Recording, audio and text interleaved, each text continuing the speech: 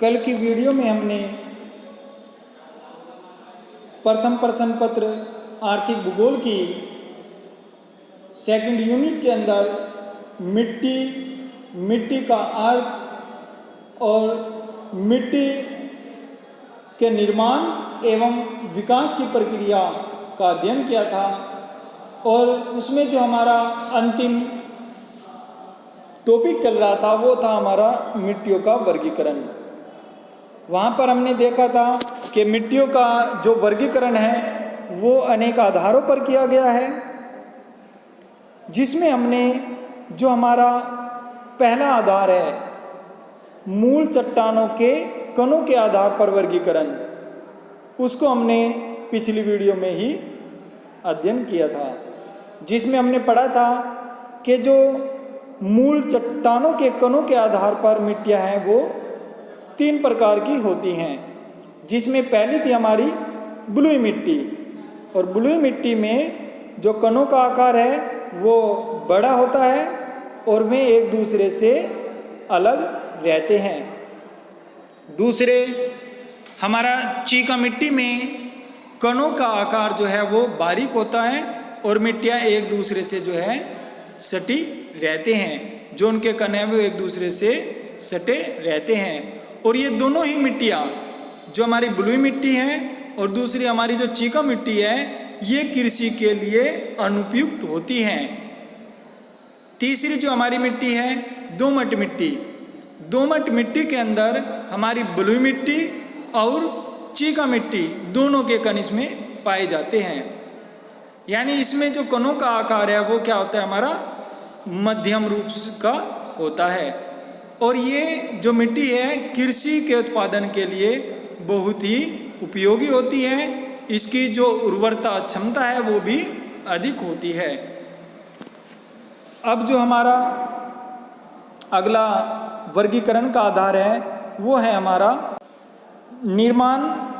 निर्माण प्रक्रिया के आधार पर वर्गीकरण। यानी यहाँ पर जो निर्माण की प्रक्रिया है उसके आधार पर मिट्टी का वर्गीकरण किया गया है। और निर्माण की प्रक्रिया से क्या अर्थ है यहाँ पर, कि जैसे कि हम जानते हैं कि जो हमारे अपर्दन के प्रक्रम हैं, जिसमें हमारा वायु, नदी, हिमनद और उसके साथ साथ एक अलग है हमारा इसमें ज्वालामुखी उद्गार। तो इन सब के कारण जो है, जो इनके अपर्दन के कारण जो अवसादी पदार्थ है वे एक स्थान पर जमा होते हैं, तो उन स्थानों पर जो मिट्टियों का निर्माण होता है उन्हीं का अध्ययन इसके अंतर्गत किया गया है। निर्माण प्रक्रिया के आधार पर वायु, नदी, हिमनद और ज्वालामुखी उद्गार आदि भूमि अपर्दन के साधनों द्वारा चट्टानों के कण टूटकर एक स्थान से दूसरे स्थान पर पहुंचकर जमा होते रहते हैं। इन कणों के जमा होते रहने से अवसादी मिट्टी का निर्माण होता है। हमने पिछली कक्षा में भी पढ़ा था, जिसमें हमारा भौतिक भूगोल के अंतर्गत हमने जो प्रक्रम होते हैं अपर्दन के उनका अध्ययन किया था, जिसमें हमारे वायु, नदी, हिमानी, सागरीय तरंगे ये सभी उसके अंतर्गत आते हैं। तो उसमें अगर हम एक प्रक्रम को भी देखें, जिसमें अगर हम नदी प्रक्रम के द्वारा देखें तो नदी प्रक्रम में जो नदियां हैं उनका जो उद्गम स्थल होता है वो ऊंची पर्वत पहाड़ियों पर होता है। और ये नदियां ढाल के अनुरूप उन पहाड़ियों से बहते हुए इनका जल जो है मैदानी क्षेत्रों में पहुंचता है। तो जब ये ऊपर पहाड़ी क्षेत्रों से जल प्रवाह की दिशा के अनुसार मैदानों की ओर उतरती है, तो अधिक ढाल होने के कारण इनका जो जल है उसकी जो प्रवाह गति है वो अधिक होती है। यानी वो तीव्र गति से नीचे की ओर बहकर आता है, जिसके कारण वो अपने मार्ग में आने वाले चट्टानों का अपर्दन करता रहता है और उसके साथ साथ अपने मार्ग में आने वाले वनस्पतियों का भी वो अपर्दन करके उन्हें उखाड़कर अपने जल के साथ इन कंकड़, पत्थर, वनस्पति अवशेष, जीव अवशेषों को परिवहन करके समतल क्षेत्रों में लाकर जमा कर देता है। तो इस तरह से इन नदियों के द्वारा जो ये अवसाद पदार्थों का जमाव समतल मैदानों में किया जाता है और ये प्रक्रिया प्रतिवर्ष चलती रहती है। वर्षा ऋतु में ये अधिक होती है क्योंकि वर्षा ऋतु में जो है मैदानी क्षेत्रों में बाढ़ें आती हैं और उस बाढ़ के जल में जो अवसाद पदार्थ होते हैं उनकी परत उन क्षेत्रों में बिछ जाती है। तो इस प्रकार से इन जलोढ़ मिट्टियों का निर्माण होता है। अब आगे देखें, इसमें खनिजों के अंश अत्यधिक मात्रा में विद्यमान रहते हैं तथा विभिन्न खनिजों के कारण यह उपजाऊ हो जाती है। अतः निर्माण में सहयोग देने वाले प्रक्रमों के आधार पर इसे निम्न वर्गों में विभाजित किया जा सकता है। नंबर 1, हिमानी द्वारा निर्मित मिट्टियाँ, यानी जो हिमनद है, जो हिम की नदियाँ हैं, उनके द्वारा मिट्टियों का निर्माण होता है। हिमनद भी नदियों की भांति अपरदन, परिवहन और निक्षेपण का कार्य करते हैं। वे पहले मिट्टी का अपरदन करते हैं और अपरदित पदार्थ को बहाकर ले जाते हैं तथा अंत में उसका निक्षेपण कर देते हैं। इस प्रक्रिया से जो मिट्टी बनती है उसमें छोटे बड़े कण मिले रहते हैं। यूरोप और उत्तरी अमेरिका के उत्तरी भाग में इस मिट्टी के विस्तृत क्षेत्र पाए जाते हैं। हिमनद द्वारा बहाकर लाई गई इस मिट्टी में चूने के कण अधिक पाए जाते हैं जिससे इसकी उर्वरा शक्ति बढ़ जाती है। इस मिट्टी को टिल मिट्टी भी कहते हैं। दूसरा है हमारा नदियों द्वारा निर्मित मिट्टियाँ। नदियों द्वारा निर्मित मिट्टियाँ जो हैं वो हमने पढ़ी थी इसमें, जिन्हें हम जलोढ़ मिट्टी भी कहते हैं। नदियों द्वारा बहाकर लाए गए कंकड़ पत्थर, वनस्पति, जीव अवशेष के निक्षेपण से निर्मित मिट्टी को जलोढ़ मिट्टी भी कहते हैं। इस मिट्टी को कछारी या काप मिट्टी भी कहते हैं। ये मिट्टी बाढ़ के मैदान में काफ़ी उपजाऊ होती है क्योंकि बाढ़ के मैदान में क्या है, इन मिट्टियों के जो हैं कण प्रत्येक वर्ष उन क्षेत्रों में जो है नवीन मिट्टी का जमाव होता रहता है। और क्योंकि ये मिट्टियाँ जो हैं जल के द्वारा जो अपरदित पदार्थ हैं जिसमें हमारे कंकड़ पत्थर, वनस्पति, जीव अवशेष ये सभी सम्मिलित होते हैं, साथ साथ ये चट्टानों में मिले हुए खनिजों को भी अपने साथ बहाकर या घोलकर लाती है। तो इन सभी के निक्षेपों के कारण क्या है, जो हमारी मिट्टी है वो बहुत ही अधिक उपजाऊ होती है। काप मिट्टी में बड़े और छोटे कण दोनों पाए जाते हैं। पर्वत पहाड़ियों की तली के पास मैदानी भागों में मिट्टी के कण बड़े और दूरस्थ मैदानों में छोटे कण पाए जाते हैं।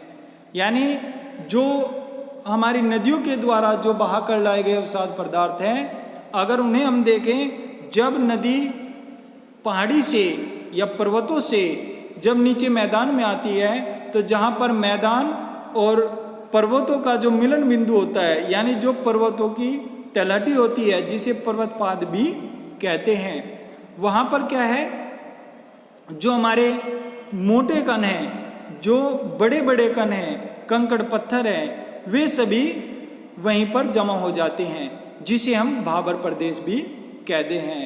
और क्योंकि मैदानी क्षेत्र में उतरने के बाद इसके ढाल में कमी आ जाती है, इसके प्रवाह ढाल में कमी आने के कारण इसका जो जल का प्रवाह है उसकी तीव्रता में भी कमी आ जाती है। तो जो बड़े कण हैं, जो भारी कण हैं, वो तलहटी के पास जमा हो जाते हैं और जो बारीक कण हैं वो उससे दूर जाकर यानी दूरस्थ स्थानों पर जाकर जमा होते हैं। और जिसमें अगर हम देखें जो पास के कण जमा होते हैं उसे हम कहते हैं भाबर प्रदेश, और जो बारीक कणों के द्वारा दूर बनता है वो होता है हमारा तराई प्रदेश। नदी के निचले भाग में भी चीका मिट्टी अधिक पाई जाती है। इस मिट्टी में बालू, दोमट और चीका तीनों के कण मिले रहते हैं। यह अत्यंत उर्वर और कृषि के लिए उपयुक्त होती है। प्राचीन नदियों के बाढ़ के मैदान में पुरानी जलोढ़ मिट्टियाँ, किंतु नवनिर्मित मैदानों में प्राय नवीन जलोढ़ मिट्टियाँ पाई जाती हैं। जिसमें अगर हम देखें, जो पुरानी मिट्टी के क्षेत्र होते हैं, जो नदियों के पार्श्व यानी किनारों पर जो ऊंचे उठे हुए भाग होते हैं, जहाँ पर नदी के बाढ़ का जल नहीं पहुँच पाता, वे हमारे बांगर क्षेत्र कहलाते हैं, जो पुरानी जलोढ़ मिट्टी के क्षेत्र होते हैं। और जो निचले क्षेत्र होते हैं, जिन क्षेत्रों में नदियों के बाढ़ का जल प्रतिवर्ष पहुंचता है और वहां पर प्रतिवर्ष मिट्टी की एक नई परत बिछ जाती है, वो हमारा खादर क्षेत्र कहलाता है। विश्व की जनसंख्या का एक बड़ा भाग इस मिट्टी क्षेत्र पर ही रहता है। थर्ड है हमारी वायु द्वारा निर्मित मिट्टी। अब वायु भी जब तीव्र गति से चलती है तो अपने मार्ग में आने वाले चट्टानों को अपने पवन प्रवाह के कारण क्या है, उनमें टूट फूट करती रहती है और उस चट्टान चूर्णों को अपने पवन गति से जो है वो उड़ाकर एक स्थान से दूसरे स्थान पर जमा करती रहती है। और ये प्रक्रिया मरुस्थलीय क्षेत्रों में होती है। तो वायु निक्षेपण के द्वारा जो मिट्टी एकत्रित होती है उसके दो रूप होते हैं। एक में वायु बड़े कणों की होती है, एक में वायु बड़े कणों वाली मिट्टी को उड़ाकर एक स्थान से दूसरे स्थान पर जमा करती जाती है, जिससे मरुस्थलों में बालू टिब्बा तैयार होते हैं। दूसरे में कहीं कहीं वायु छोटे कणों की मिट्टी को भी एकत्रित करती है, जिसे हम लोयस मिट्टी कहते हैं। सिंचाई का उत्तम प्रबंधन या प्रबंध होने पर इसमें खेती की जा सकती है। यह मिट्टी छोटे छोटे कणों से मिलकर बनती है, जो सूखने पर बिखर जाती है, किंतु रंध्र में होने के कारण उसमें जल शीघ्र सूख जाता है। और लास्ट है हमारी ज्वालामुखी उद्गार से निर्मित मिट्टियाँ। अगर हम देखें ज्वालामुखी उद्गार से जो निर्मित मिट्टी है, उसमें जो सर्वप्रमुख मिट्टी होती है हमारी, वो है हमारी काली मिट्टी, जिसका विस्तार भारत के अंदर अगर हम देखें वो प्रायद्वीपीय क्षेत्र में पाया जाता है, प्रायद्वीप के पठार के ऊपर पाया जाता है। क्योंकि ज्वालामुखी क्रिया के कारण जो पृथ्वी के गर्भ से मेग्मा निकलता है, वो जब धरातल पर आकर लावे के रूप में ठंडा हो जाता है, तो उस ठंडे लावे से जो मिट्टी बनती है वो हमारी काली मिट्टी कहलाती है। ज्वालामुखी उद्गार के समय ज्वालामुखी के मुख से अनेक धातुएं एवं अन्य द्रव पदार्थ जैसे मेग्मा बाहर निकलते रहते हैं, जो चारों तरफ फैलकर जम जाते हैं। इस उद्गार में राख भी निकलती है। जब ज्वालामुखी शांत हो जाता है, उस समय ये मिट्टियाँ अपने तत्वों के आधार पर शैलों का रूप धारण कर लेती है तथा अन्य प्राकृतिक कारकों के प्रभाव से अपना रूप बदला करती है। इनमें काली मिट्टी ज्वालामुखी लावा से निर्मित मिट्टी है, और ये मिट्टी जो है कपास के उत्पादन के लिए सर्वोत्तम होती है, यानी इसको हम कपास की मिट्टी भी कहते हैं। अगला आधार है हमारा मिट्टियों के वर्गीकरण का, रंगों के आधार पर मिट्टी के प्रकार। नंबर 1, गहरी भूरी मिट्टियाँ, यानी रंगों के आधार पर जो मिट्टी का वर्गीकरण किया है, उसमें पहली हमारी गहरी भूरी मिट्टी। ये मिट्टियाँ शीतोष्ण कटिबंध में कोनधारी वनों के नीचे पाई जाती है, और शीतोष्ण जो कटिबंध है उसका जो अक्षांश विस्तार है वो हमारा है 23.5 डिग्री उत्तरी अक्षांश या व दक्षिणी अक्षांश से 66.5 डिग्री उत्तरी और दक्षिणी अक्षांशों के मध्य है। यानी शीतोष्ण कटिबंध का जो विस्तार है वो हमारा 23.5 डिग्री की अक्षांश से 66.5 डिग्री की अक्षांश रेखा के मध्य है। और ये जो दोनों है हमारे दोनों गोलार्धों में पाई जाती हैं, उत्तरी में भी और दक्षिणी में भी। गर्मी और नमी के कारण इसमें ह्यूमस की मात्रा बहुत कम पाई जाती है। वृक्षों से गिरी हुई पत्तियों के ऑक्सीजनीकरण होते रहने के कारण वनस्पति का अंश कम प्राप्त होता है, जिससे इस मिट्टी में वनस्पति अंशों की कमी पाई जाती है। इसकी ऊपरी परत पर आधी सड़ी पत्तियों की एक चादर सी बिछी रहती है, जिससे जल अधिक सुरक्षित रहता है और इसमें तेजाब के गुण अधिक पाए जाते हैं। खनिज पदार्थों के कण इसमें कम पाए जाते हैं। इन्हीं अभाव के कारण ही इसका रंग गहरा भूरा हो जाता है और यह मिट्टी कृषि के लिए उपयुक्त नहीं होती। तो जो हमारी गहरी भूरी मिट्टी है उसका जो विस्तार है वो हमारा शीतोष्ण कटिबंध में पाया जाता है। सेकंड है हमारी भूरी मिट्टी। ये मिट्टियाँ अधिकतर उष्ण और शीतोष्ण प्रदेशों में जहाँ नमी की मात्रा अधिक रहती है, यानी उष्ण में भी और शीतोष्ण में भी जहाँ पर नमी की मात्रा अधिक होगी वहाँ पर ये मिट्टी पाई जाती है। इसमें वनस्पति के कण अधिक गहराई तक नहीं मिलते। इस मिट्टी में चूना, पोटास और खनिज पदार्थों के अंश उचित मात्रा में विद्यमान रहते हैं। आंतरिक बनावट के कारण इस मिट्टी पर कई प्रकार की कृषि सफलतापूर्वक की जाती है। थर्ड है हमारी इसमें लाल पीली मिट्टियाँ। ये मिट्टियाँ उष्ण तथा शीतोष्ण कटिबंधीय भागों में मिलती हैं। लंबी ग्रीष्म ऋतु के पश्चात वर्षा अधिक होने से यह मिट्टी जल बहुत सोखती है। इसमें खनिज पदार्थ आंशिक रूप में घुल जाते हैं। इसकी ऊपरी सतह में भूरी चीका और दोमट मिट्टी के कण मिश्रित रहते हैं, किंतु अधिक गहराई में इसका अत्यंत संगठित रूप पाया जाता है। लोहे के जो कण इसमें पाए जाते हैं उन पर ऑक्सीजनीकरण का प्रभाव अधिक न पड़ने के कारण ही इस मिट्टी का रंग अधिक पीला होता है।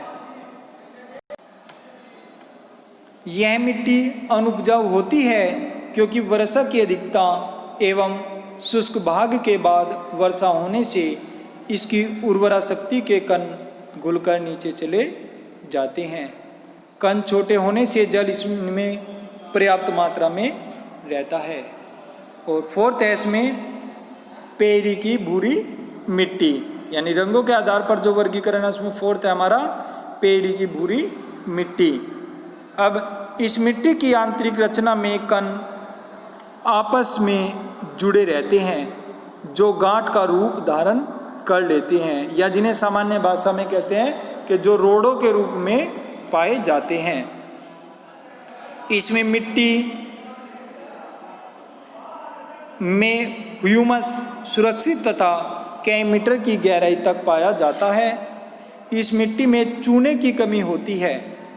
ये मिट्टियाँ विश्व की सबसे अधिक उपजाऊ मिट्टियाँ होती हैं। इनमें सबसे अधिक अनाज पैदा होता है। यह मिट्टी साधारण समतल मैदानों में पाई जाती है तथा विकसित होती है। इसके कारण इसकी उर्वरा शक्ति अधिक हो जाती है। यह मिट्टी सूडान, उत्तरी पूर्वी अर्जेंटीना, संयुक्त राज्य अमेरिका के मध्यवर्ती मैदान, मध्य रूस तथा मध्य साइबेरिया के में विस्तृत रूप से पाई जाती है। 5S में हमारा स्टेपी की भूरी मिट्टियाँ। इस मिट्टी में नमी के अभाव से कृषि कार्य अधिक नहीं हो पाता, किंतु सिंचाई की व्यवस्था कर दी जाए तो यह मिट्टी कृषि कार्य के लिए उपयोगी सिद्ध हो सकती है। इसमें ह्यूमस की मात्रा ऊपरी परतों में ही अधिक पाई जाती है। पत्ती आदि के सड़ने से नमी के अभाव में उतनी सहायता नहीं मिल पाती, इसलिए इसका रंग कुछ भूरा हो जाता है। वन प्रदेशों की मिट्टियों से यह उपजाऊ होती है। और रंगों के आधार पर लास्ट है हमारी काली मिट्टी। और काली मिट्टी के पहले भी आपको बताया था कि जो मिट्टी है ये हमारी ज्वालामुखी क्रिया के द्वारा जो निर्मित चट्टानें हैं, आग्नेय चट्टानें, उनकी टूट फूट से ये निर्मित होती है। और इसको हम कपास की मिट्टी भी कहते हैं। वनस्पति के अंशों के आधिक्य के कारण ही इसका रंग काला होता है। इसमें वनस्पतियों तथा चूने के अंश बहुत अधिक मात्रा में पाए जाते हैं। घास के मैदानों की मिट्टियों में सबसे अधिक उपजाऊ यही मिट्टी होती है। चीका और क्लोराइड के अंश भी इसमें पर्याप्त मात्रा में पाए जाते हैं। इन सब तत्वों के सम्मिश्रण से इनमें अनेक वर्षों तक बिना खाद दिए भी कृषि की जा सकती है। इसमें ह्यूमस का अंश भी प्रचुर मात्रा में पाया जाता है। यानी जो काली मिट्टी है वो अधिक उपजाऊ होती है। इसमें इन मिट्टियों में खाद का उपयोग किए बिना भी कई वर्षों तक इनसे कृषि आसानी से की जा सकती है। अतः इसे कपास की मिट्टी भी कहते हैं। अगर हम इसे रूसी भाषा में काली मिट्टी को देखें तो रूसी भाषा में इसे हम वहाँ पर चर्नोजम कहते हैं, जिसका अर्थ होता है काली मिट्टी। और काली मिट्टी में गेहूँ, कपास की कृषि सफलता के साथ प्रचुर मात्रा में की जाती है।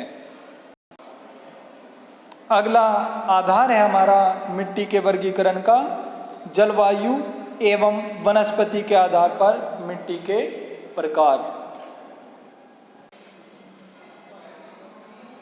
जलवायु एवं वनस्पति के आधार पर मिट्टी के जो प्रकार है, इसमें प्रथम है हमारा उष्ण आर्द्र पेटी की मिट्टियाँ। विषुवत रेखीय पेटी में वर्ष पर्यंत तापमान ऊंचा और वर्षा अधिक होने के कारण लेटेराइट मिट्टी मिलती है। इस मिट्टी में आवश्यक तत्व घुलकर बह जाते हैं, वहाँ मिट्टी की उर्वरता कम हो जाती है। यानी जो हमारी उष्ण आर्द्र पेटी की मिट्टियाँ हैं, उनका जो विस्तार है वो हमारा विषुवत रेखीय पेटी के अंतर्गत आता है। जिसमें हमने विषुवत रेखीय पेटी के अंतर्गत पढ़ा था कि विषुवत रेखीय जो हमारी पेटी है या जो हमारा कटिबंध है, उसमें जो है शीत या वर्षा शीत ऋतु नहीं होती, वहाँ पर केवल ग्रीष्म ऋतु होती है और प्रतिदिन वहाँ पर वर्षा होती है। इस मिट्टी में वनों को काटकर कृषि की जाती है। इन मिट्टियों में व्यापारिक कृषि द्वारा चावल, गन्ना, रबड़, नारियल, केला, साबुत दाना, मसाले आदि के वृक्षों की कृषि अधिक उपयोगी होती है। जावा आदि द्वीपों में लाल से निर्मित उपजाऊ मिट्टी में चावल और गन्ने की व्यापारिक कृषि की जाती है। सेकंड है हमारा उपोष्ण पेटी या वनों और घास स्थलों की मिट्टियाँ। उपोष्ण कटिबंध में लाल व पीली मिट्टी की अधिकता है, जिसमें खाद आदि का प्रयोग कर उत्पादन बढ़ाया जाता है। इन प्रदेशों में काप मिट्टी यानी जलोढ़ जो मिट्टी है हमारी, जो नदी के जल के द्वारा जो अवसाद पदार्थ बहा कर लाए जाते हैं, उनके निक्षेपण से निर्मित होती है। भारत, चीन, पाकिस्तान, वियतनाम, पश्चिमी यूरोप, पूर्वी संयुक्त राज्य अमेरिका आदि में पाई जाती है।